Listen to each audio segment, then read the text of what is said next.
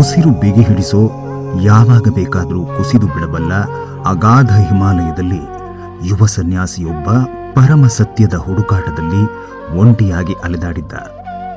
ಆಳವಾದ ಧ್ಯಾನ ಮತ್ತು ಯೋಗಾಭ್ಯಾಸದಿಂದ ಮನಸ್ಸಿನ ಮೇಲೆ ಹಿಡಿತ ಸಾಧಿಸಿ ಆತ ಆ ಪರಮ ಸತ್ಯವನ್ನ ಕಂಡುಕೊಂಡಿದ್ದಷ್ಟೇ ಅಲ್ಲ, ಬದುಕಿನ ನಿಜ ಉದ್ದೇಶವನ್ನ ಕಂಡುಹಿಡಿದಿದ್ದ.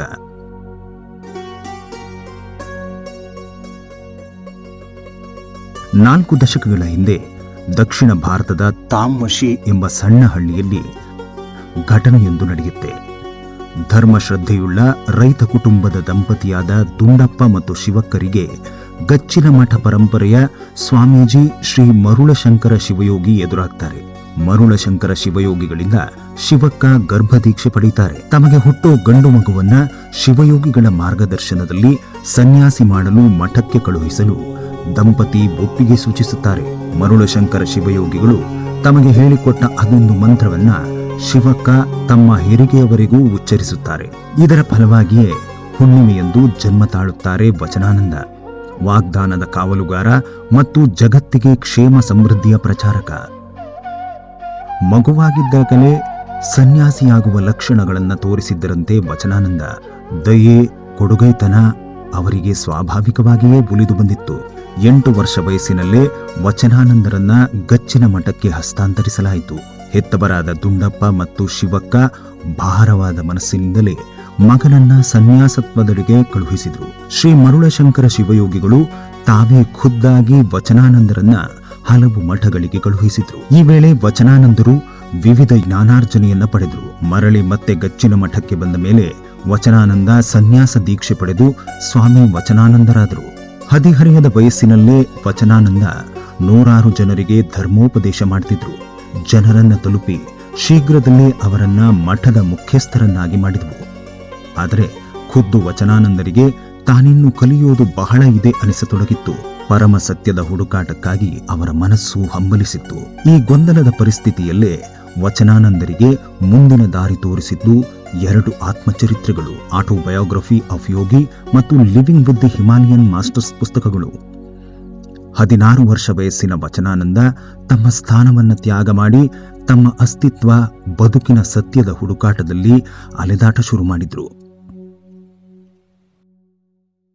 ಪೂರ್ವ ನಿರ್ಧಾರಿತ ಗುರಿಯಿಲ್ಲದೆ ಸತ್ಯಶೋಧಕ್ಕೆ ಹೊರಟ ಸ್ವಾಮಿ ವಚನಾನಂದ ತಮಗೇ ತಿಳಿಯದ ಹಾದಿಯಲ್ಲಿ ಯಾತ್ರೆ ಆರಂಭಿಸಿದ್ರು. ಈ ಆಧ್ಯಾತ್ಮದ ಯಾತ್ರೆಯಲ್ಲಿ ಉಜ್ಜಯಿನಿ, ನಾಸಿಕ್, ಅಲಹಾಬಾದ್, ವಾರಣಾಸಿ, ಹರಿದ್ವಾರ ಹೀಗೆ ಹಲವು ಆಧ್ಯಾತ್ಮಿಕ ಮತ್ತು ಧಾರ್ಮಿಕ ಸ್ಥಳಗಳಿಗೆ ಭೇಟಿ ನೀಡಿ ಹಲವು ಗುರುಗಳು, ಋಷಿಗಳು, ಸನ್ಯಾಸಿಗಳನ್ನು ಸಂಪರ್ಕಿಸಿ ಅವರಿಂದ ಮಾರ್ಗದರ್ಶನ ಪಡೆದರು. ಗುರಿ ಅವರನ್ನು ಋಷಿಕೇಶಕ್ಕೆ ಕರೆದೊಯ್ಯಿತು. ಸ್ವಾಮಿ ವೇದಭಾರತಿಯವರ ಮಾರ್ಗದರ್ಶನದಲ್ಲಿ ವ್ಯವಸ್ಥಿತವಾಗಿ ಯೋಗ ಮತ್ತು ವಿಜ್ಞಾನ, ತತ್ವಶಾಸ್ತ್ರವನ್ನು ಕಲಿತರು. ಸ್ವಾಮಿ ವೇದಭಾರತಿ ಹಿಮಾಲಯದ ಸಂತ ಸ್ವಾಮಿ ರಾಮ ಅವರ ಅನುಯಾಯಿ. ಈ ಕಲಿಕೆಯ ಸಂದರ್ಭದಲ್ಲಿ ಸ್ವಾಮಿ ವಚನಾನಂದರು 108 ದಿನಗಳ ಕಠಿಣ ಮೌನ ವ್ರತಾಚರಣೆ ಮಾಡಿದ್ರು ಮತ್ತು ಸ್ವಾಮಿ ವೇದಭಾರತಿಗಳಿಂದ 3 ಹಂತದ ಉಪಕ್ರಮ ದೀಕ್ಷೆಗಳನ್ನು ಪಡೆದರು. ಶೈಕ್ಷಣಿಕ ಶ್ರೇಷ್ಠತೆಯನ್ನು ಪಡೆದ ಬಳಿಕ ಆಶ್ರಮದಲ್ಲಿ ಬೋಧನೆ ಆರಂಭಿಸಿದರು. ಆದರೆ ವಚನಾನಂದರ ಯಾತ್ರೆ ಅಲ್ಲಿಗೆ ಕೊನೆಯಾಗಲಿಲ್ಲ. ಆಧ್ಯಾತ್ಮಿಕ ಸತ್ಯದ ಹುಡುಕಾಟ ಇನ್ನೂ ಬಾಕಿ ಇತ್ತು.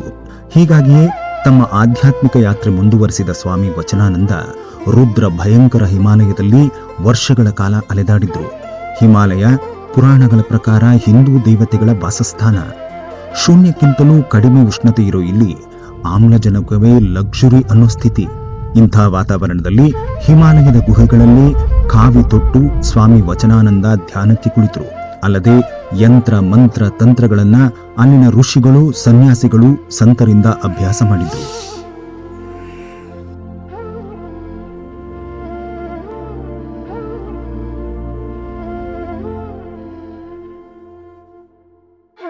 ಈ ಪರ್ವಕಾಲದಲ್ಲಿ ಸ್ವಾಮಿ ವಚನಾನಂದರಿಗೆ ಮತ್ತೆ ಗುರುಶ್ರೀ ಮರುಳಶಂಕರ ಶಿವಯೋಗಿಗಳಿಂದ ಕರೆ ಬರುತ್ತೆ.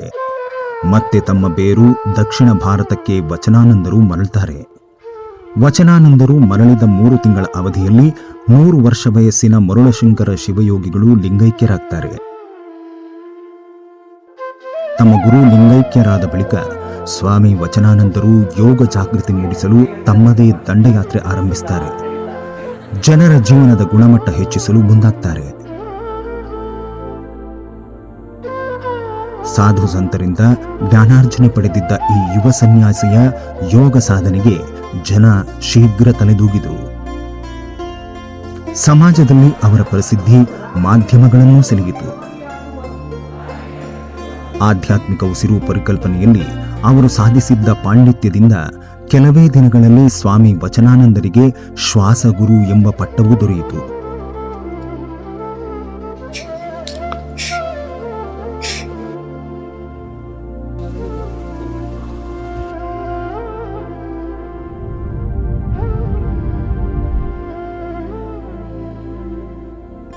ಜಗತ್ತಿನ ಪ್ರಸಿದ್ಧ ಆಧ್ಯಾತ್ಮಿಕ ಗುರುಗಳು, ಗಣ್ಯ ವ್ಯಕ್ತಿಗಳು ಈ ಯುವ ಶ್ವಾಸಗುರುವಿನ ಸಾಧನೆಯನ್ನ ಪ್ರಶಂಸಿಸಿದ್ದಾರೆ.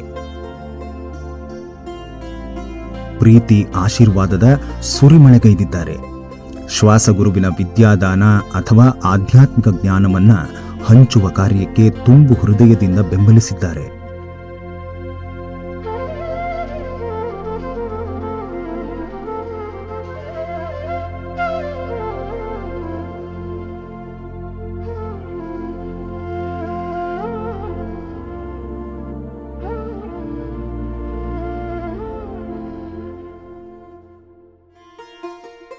ಶ್ವಾಸಗುರು ಸ್ವಾಮಿ ವಚನಾನಂದ ಬೆಂಗಳೂರಿನಲ್ಲಿ ಶ್ವಾಸಯೋಗ ಸಂಸ್ಥೆಯನ್ನು ಪ್ರಾರಂಭಿಸಿದ್ದು, ತಮ್ಮ ಒತ್ತಡದ ಜೀವನ ಶೈಲಿಯಿಂದ ಉಂಟಾಗುವ ಸಮಸ್ಯೆಗಳು, ನೋವನ್ನು ನಿವಾರಿಸಲು ಜನರಿಗೆ ತಾವೇ ಖುದ್ದಾಗಿ ನೆರವಾಗ್ತಾ ಇದ್ದಾರೆ.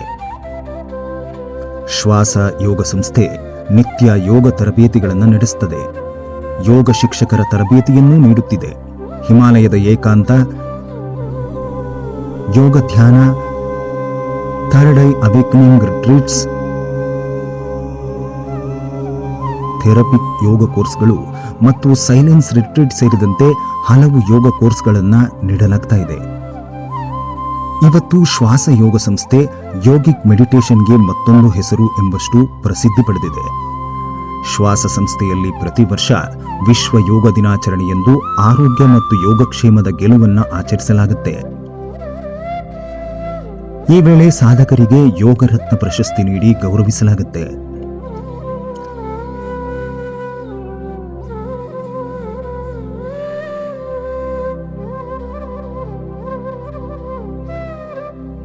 ಸದ್ಯ ಯೋಗ ಕ್ಷೇತ್ರದಲ್ಲಿ ವಿಶ್ವದಲ್ಲೇ ಯೋಗರತ್ನ ಅವಾರ್ಡ್ ಅತ್ಯುನ್ನತ ಗೌರವ ಅಂತ ಹೆಸರು ಪಡೆದಿದೆ.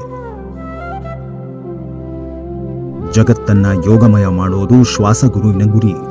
ಇದಕ್ಕಾಗಿಯೇ ಜಗತ್ತಿನಾದ್ಯಂತ ಸಂಚರಿಸ್ತಾ ಇದ್ದಾರೆ. ಸುಖಕರ ಜೀವನ ನಡೆಸಲು ಆಧ್ಯಾತ್ಮಿಕ ಯೋಗದಿಂದ ಸಿಗುವ ಲಾಭಗಳ ಬಗ್ಗೆ ಜನರಿಗೆ ತಿಳಿಸಲು ಸಾಕಷ್ಟು ಪ್ರಯತ್ನ ಪಡ್ತಿದ್ದಾರೆ. ತಮ್ಮ ಈ ಪ್ರಯಾಣದಲ್ಲಿ ಆಧ್ಯಾತ್ಮಿಕ ಜ್ಞಾನೋದಯದ ರಹಸ್ಯಗಳನ್ನು ಹಂಚಲು ಮುಂದಾಗಿದ್ದಾರೆ. ನಿಮ್ಮನ್ನು ಕರೆದುಕೊಂಡು ಹೋಗೋ ಬಯಕೆ ಅವರದ್ದು. ಬನ್ನಿ, ನೀವು ಈ ಯಾತ್ರೆಯಲ್ಲಿ ಭಾಗವಹಿಸಿ. ಇದು ಬದುಕನ್ನೇ ಬದಲಾಯಿಸೋ ಅನುಭವ.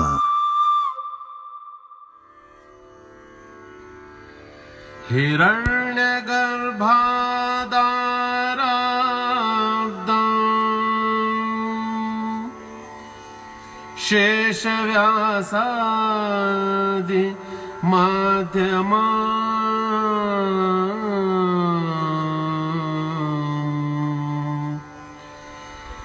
ಶ್ವಾಸ ಗುರು ಪಾದಾಂತ